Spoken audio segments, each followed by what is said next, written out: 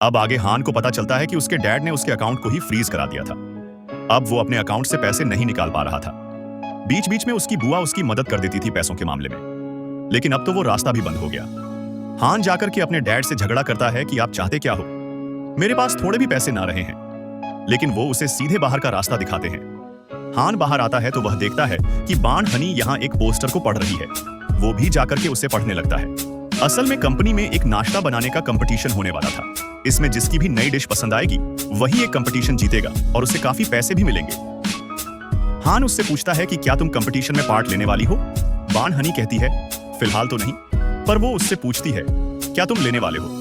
तो हान कहता है हाँ, मुझे तो जरूर लेना ही पड़ेगा, मुझे पैसों की जरूरत जो है। अब जब बाण हनी घर पे पहुंचती है तो वह देखती है कि छोटी हनी ने टेबल पे मोमबत्तियां जलाई हुई हैं और ऊपर वाले से प्रार्थना कर रही है कि बारिश करा दो।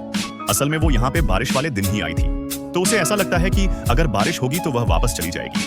अब बड़ी हनी भी छोटी हनी के लिए काफी परेशान थी, लेकिन बेचारी की मुश्किलें भी कम होने का नाम नहीं ले रही थी। बाण हनी से अब काम में एक छोटी सी गड़बड़ हो जाती है और जैन उसके ऊपर बहुत चिल्लाती है।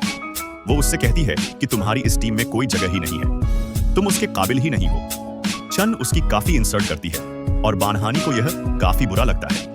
अब उसने हान की मदद लेकर के यह प्रॉब्लम तो सॉल्व कर दी थी, लेकिन अब वह भी दिखाना चाहती थी कि उसकी भी कोई जगह है।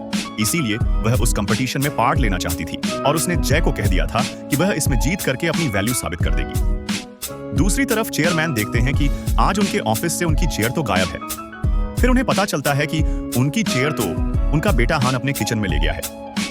हान उस चेयर के ऊपर बैठा अपनी सेक्रेटरी से कह रहा था कि अब तुम देखो मैं कैसे उससे बदला लेता हूँ। अब से तू और मैं एक टीम है और हम कंपटीशन में जीत करके दिखाएंगे और अपने डैड को रोड पे ले आऊंगा। ये सब कुछ बहुत जल्द मेरा होगा। दूर से चेयरमैन उसकी नौटंकी देख के परेशान हो रहे थे। अब आगे बाण हनी हान को जाकर के शुक्रिया बोलती है आज उसकी मदद करने के लिए और फिर उसे डिनर पे ले जाती है और यहाँ पे बाण हनी उसे बताती है कि वो भी उस कंपटीशन में पार्ट लेने वाली है। फिर वो उससे पूछती है कि क्या तुम मेरी टीम बनोगे।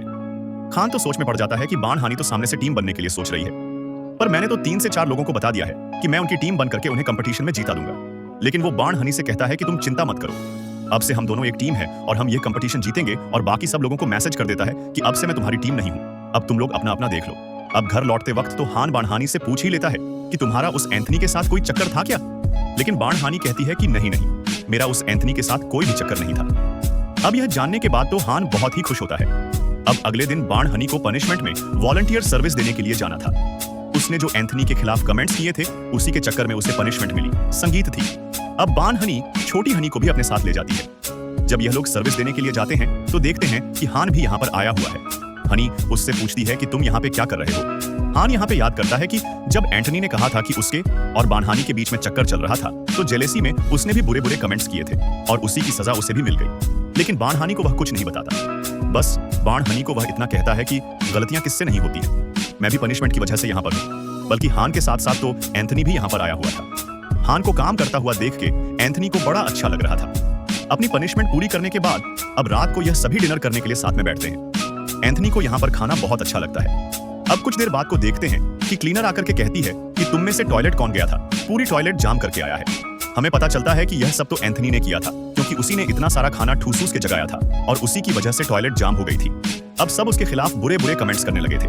लेकिन तभी बाण हनी बोलती है कि टॉयलेट मैं गई थी और मेरी वजह से ही टॉयलेट जाम हुई है।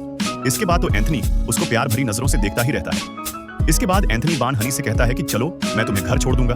लेकिन हान भी यहाँ पे जानबूझ के एंथनी की कार में बैठ जाता है और कहता है कि मैं भी वहीं जा रहा हूँ, मुझे भी लिफ्ट दे दो। पूरे रास्ते एंथनी बाण हनी को देखकर खुश हो रहा था और हान जेलस हो रहा था और कहता है जल्दी चलो, मुझे नींद आ रही है। अब बाण हनी और छोटी हनी अंदर जाने लगती है, लेकिन एंथनी उन्हें मुस्कुरा के देखता ही रहता है। हान तो बस जेलस ही होता रहता है। लेकिन एंथनी हानी को कॉफी पीने के लिए कहता है और वह उसे ऊपर ले जाती है। लेकिन हान भी कंपटीशन के बारे में कुछ डिस्कस करने का बहाना करके आ जाता है। इसके बाद एंथनी हान को रोक करके पूछता है कि क्या तुम बाण हनी को पसंद करते हो। लेकिन हान कहता है कि अगर मैं उसे पसंद भी करता हूं तो क्या हुआ। फिर इतने में ही अंदर से उन दोनों के चिल्लाने की आवाज आती है और यह दोनों अंदर भागते हैं और देखते हैं कि घर में सामान यहाँ वहां फैला हुआ था, मतलब कि जरूर कोई यहाँ आया था। अचानक से सब लाइट्स बंद हो जाती हैं और इन्हें पता चलता है कि घर पर कोई तो है।